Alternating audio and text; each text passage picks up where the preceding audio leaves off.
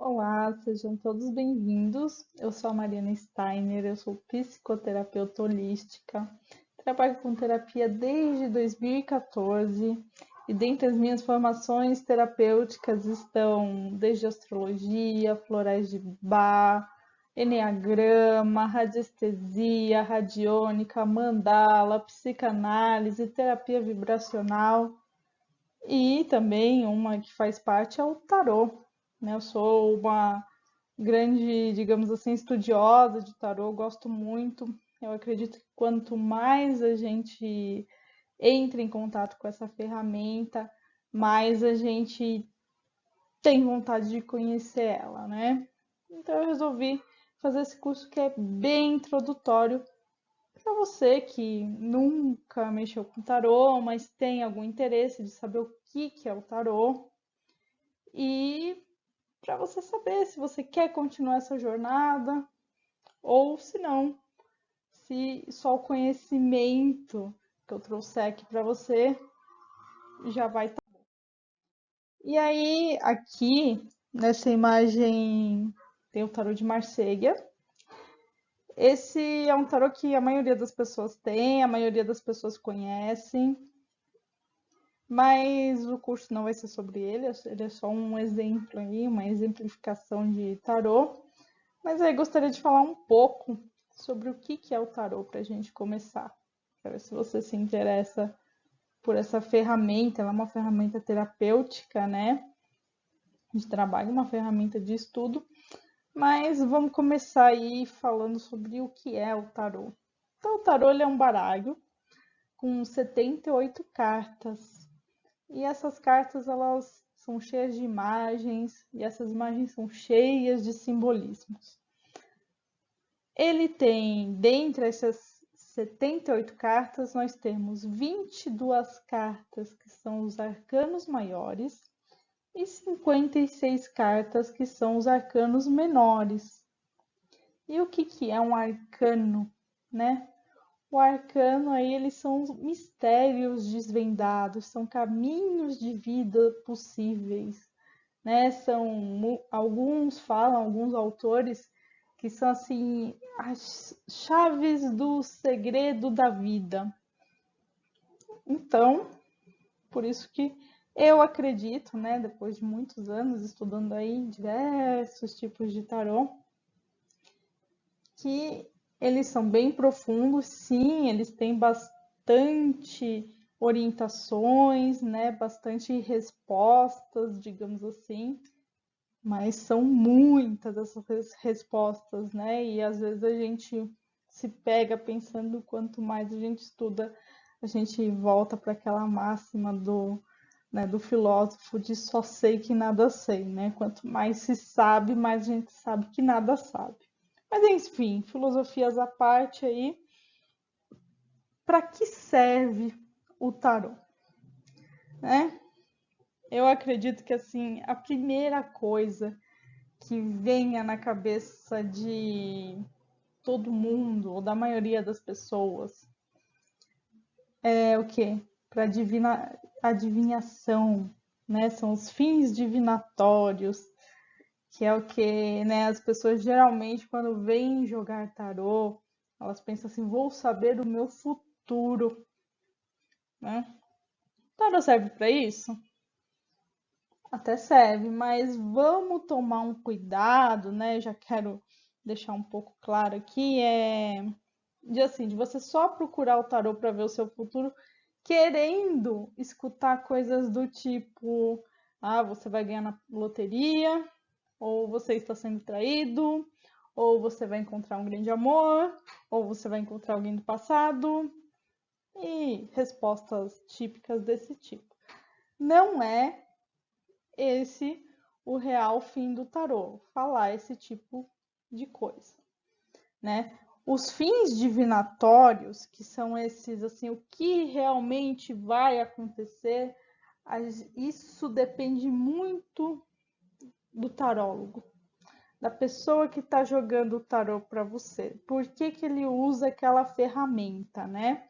Então vamos pensar que esses fins divinatórios de adivinhação geralmente são utilizados por pessoas que realmente têm algum tipo de mediunidade ou algum tipo de dom, do tipo assim, é aquela pessoa que às vezes fecha os olhos e vê o que vai acontecer, né? E ela só tá usando o tarô ali como uma ferramenta ali para ajudar em alguma coisa.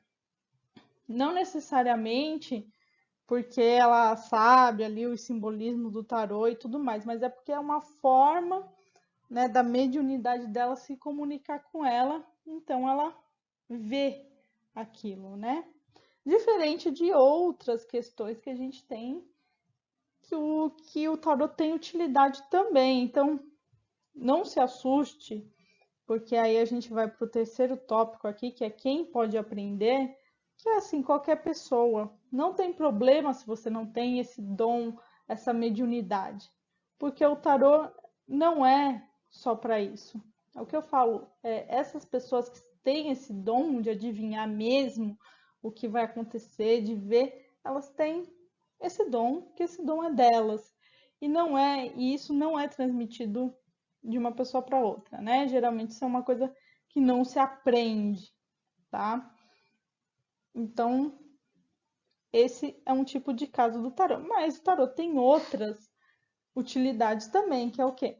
Utilização para ver os arquétipos das pessoas. Então, vou dar um exemplo aqui, né? Eu gosto muito de, quando eu trabalho com a terapia holística, de ver qual que é o arquétipo que a pessoa está vivendo.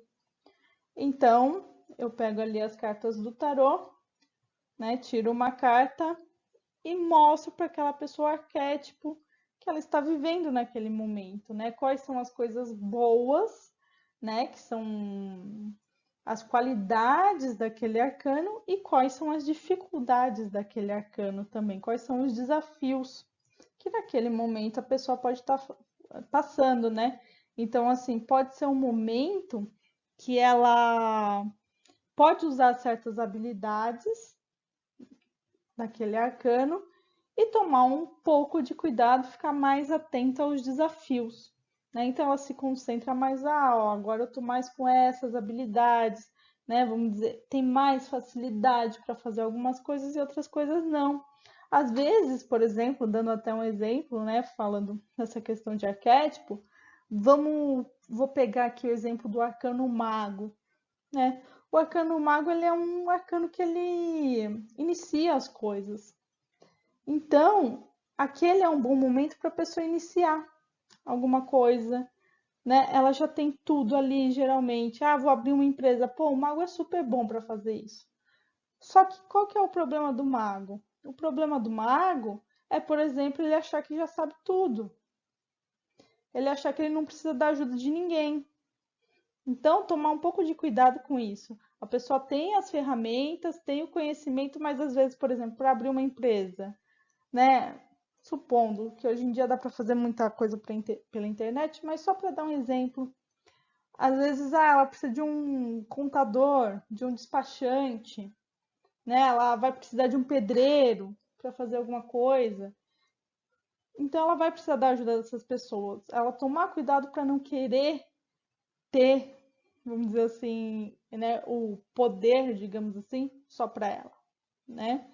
Então esse é um exemplo aí de um arquétipo, por exemplo, que a pessoa possa estar vivendo no momento, tá? Qual é o outro uso do tarô? É a orientação.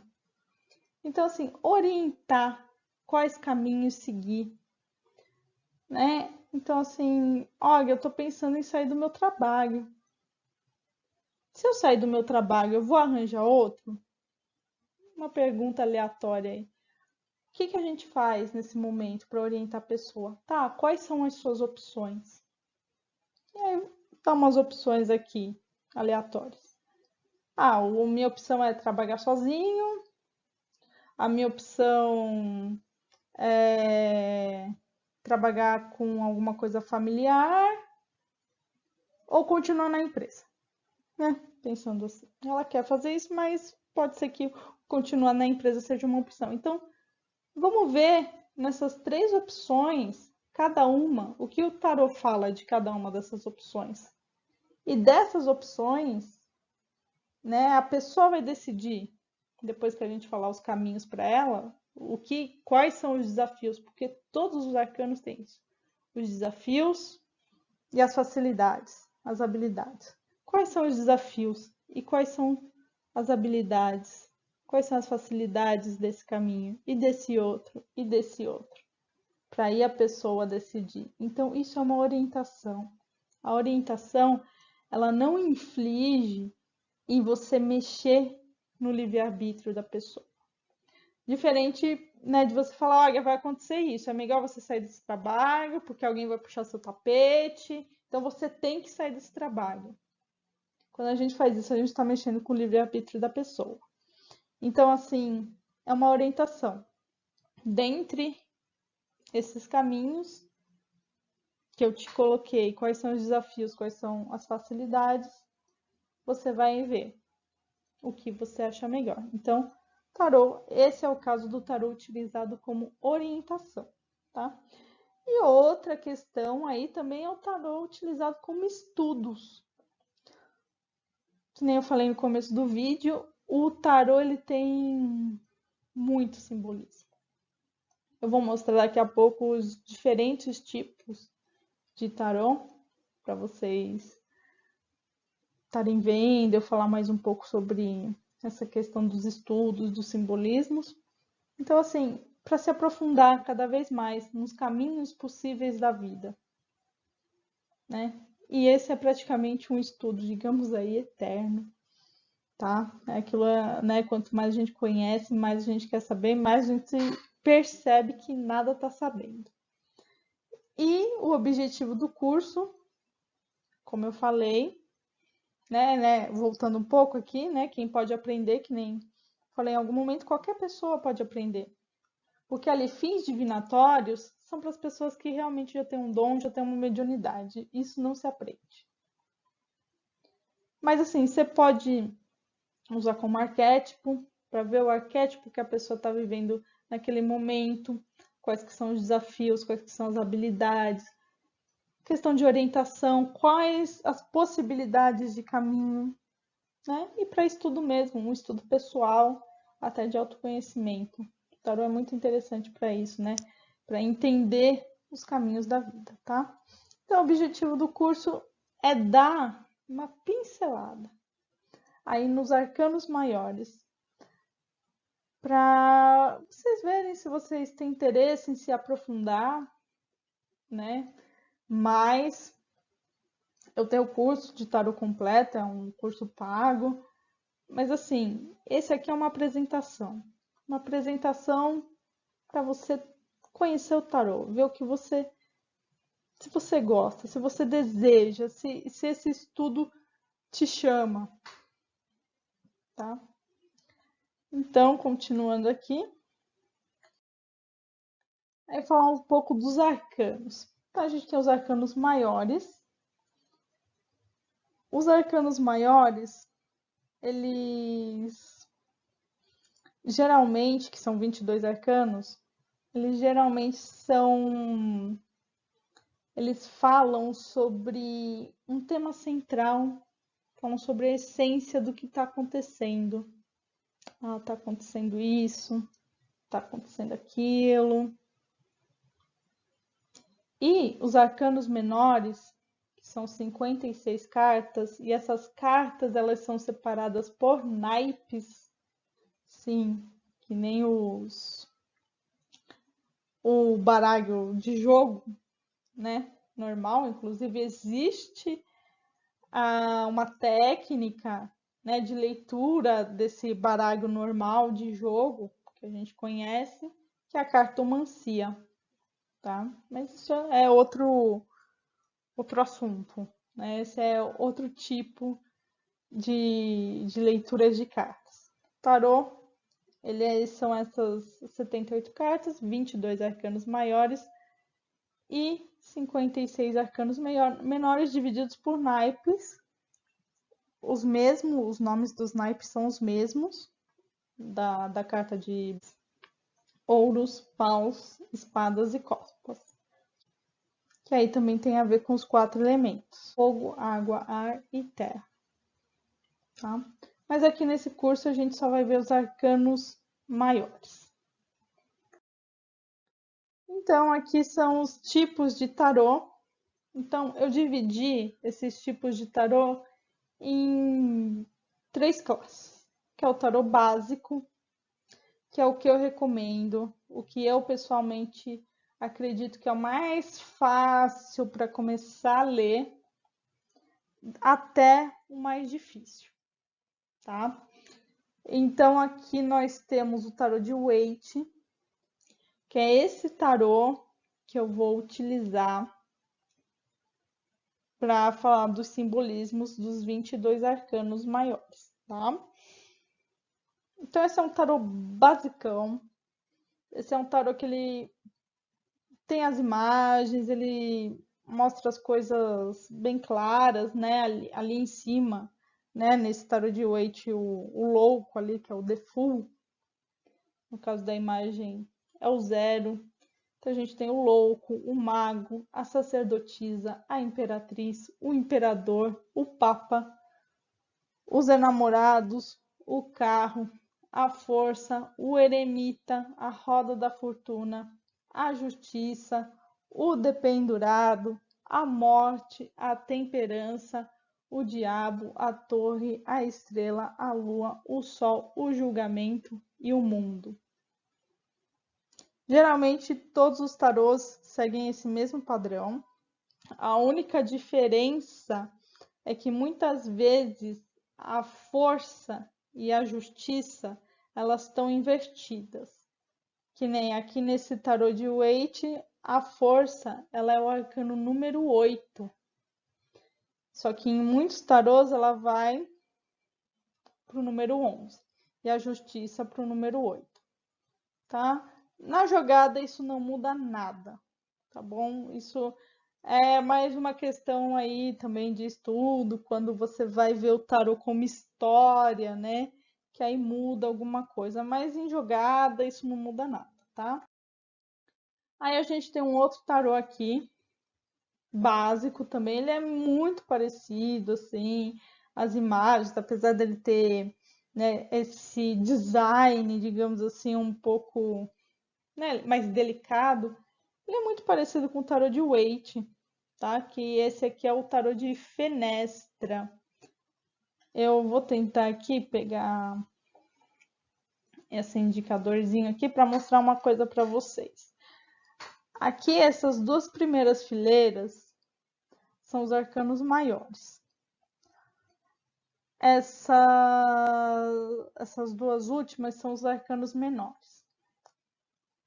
Se vocês forem ver, as duas têm imagens que parecem personagens em movimento, né? Personagens se movimentando. Por isso que esses são baralhos básicos. O de Waite e o de Fenestra. Existem milhares de outros também que são muito parecidos. Mas esses dois, né? O de Fenestra, inclusive, foi o que eu comecei, né? Eu gosto muito dele. E eles têm essa diferença dos arcanos menores terem imagens, né? Terem reproduções aí de cenas, onde dá para você perceber algumas coisas. Eu não sei se vai dar para ver direito aí no vídeo, mas aqui esse arcano que está cheio de moeda, ele mostra um moço aqui trabalhando, né? Como se ele estivesse trabalhando. Esse aqui, por exemplo, ele pegando aqui uma vareta e mais ou menos indo brigar. Então, esses arcanos menores, tanto no tarot de Fenestra quanto no tarot de Waite, eles mostram alguma ação acontecendo, alguma coisa onde você olha e bate o olho e fala assim, nossa, isso aqui parece que não é muito bom. Ah, isso aqui já parece, ó, tem um povo feliz aqui. Então, para começar, esses arcanos menores com essas imagens já dão, né, algum indício do que é. Que aí, qual que é a facilidade desses tarôs básicos? Que nos 22 arcanos maiores você aprende simbolismo, tal, aprofunda um pouco o estudo. E nos menores, você já consegue, em vez de você, claro que com o tempo você consegue saber o que significa cada carta realmente dos arcanos menores, mas para começar é muita coisa, muita informação. Então, assim, eu sempre sugiro você começar pelo estudo assim mais profundo dos arcanos maiores, né, no começo, e depois ir para os menores. Geralmente eles não têm essa profundidade como os maiores, tá? Mas eles têm lá o seu significado. Então, aqueles são os dois tarôs ali, que são os básicos. Agora eu vou passar para os tarôs intermediários. Então, esse aqui é o tarô de Marselha, ou Marselha, cada um fala de um jeito. Aqui são os 22 arcanos maiores. Se a gente for ver, eles são bem assim, né? Eles são mais rudes, digamos assim, a imagem dele, mas eles são bem parecidos assim a imagem. Então, né, a gente tem aqui o louco. O louco é sempre assim, é como se fosse um bobo da corte. E aí tem um animalzinho ali, varia de tarô para tarô esse animal qual que é.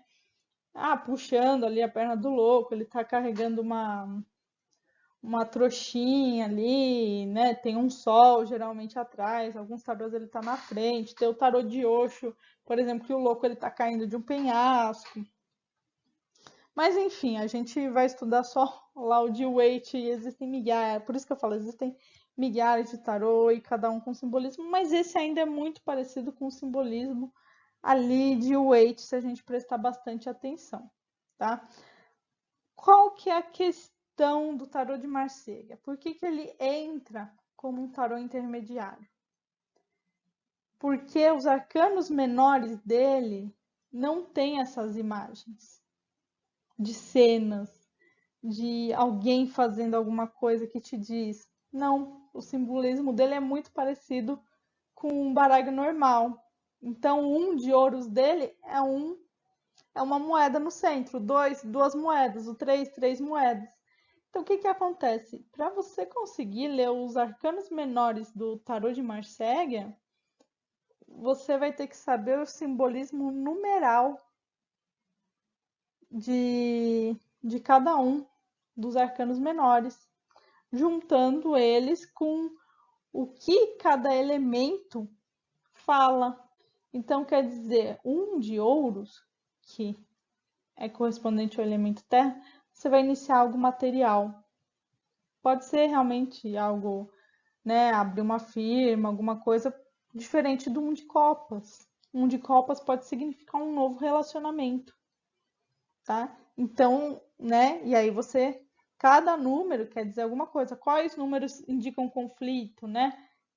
Que número indica briga? Que número indica separação? Que número indica finalização? E mesmo assim, dentre os naipes, esses números algumas vezes eles mudam, principalmente quando a gente vai para o de espadas, mas não vamos falar sobre isso agora, senão eu vou me prolongar muito. Mas só para vocês terem uma noção por que é diferente o tarô de Marselha e ele vai para o intermediário. Outro tarô que vai para o intermediário é o tarô mitológico.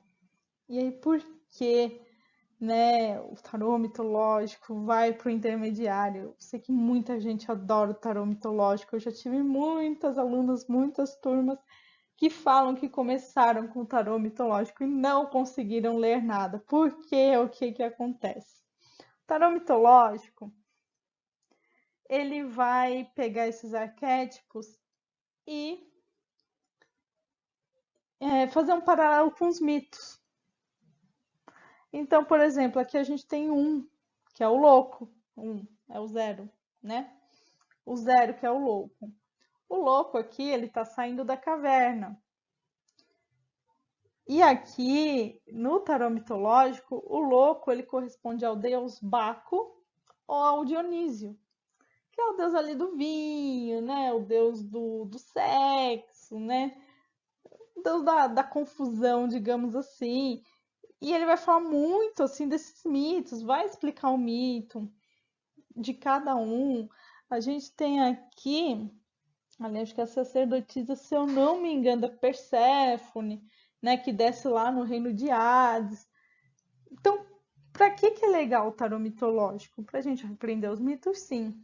Mas, assim, ele é bom para agregar. Depois que você aprender o tarô de Waite, que você sabe para que é cada um dos 22 arcanos maiores, qual que é mais ou menos a simbologia, e você junta com o tarô mitológico, aí sim é um conhecimento maravilhoso.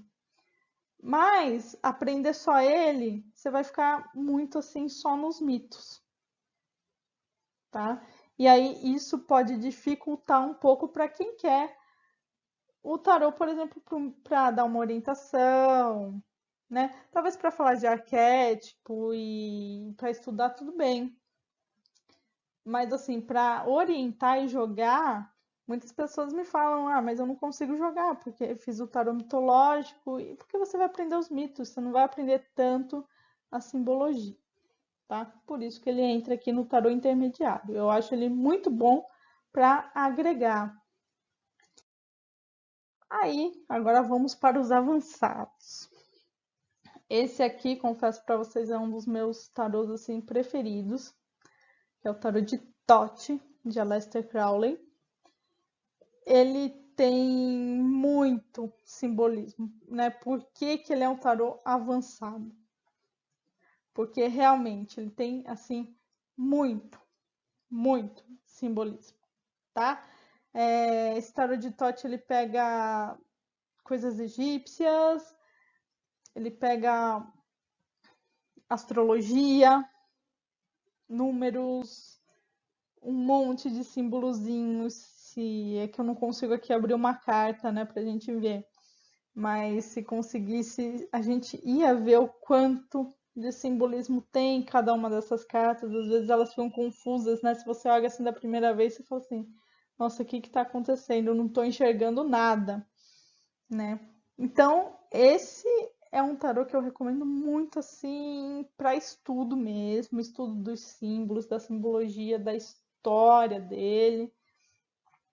Esse tarô é para isso, é por isso que ele vai para o nível avançado. Você tem que saber de astrologia aqui, então, né, para saber dele completo mesmo, tá? Então, assim, a gente sempre caminha, o estudo do tarô é isso, desde o básico até lá o avançado.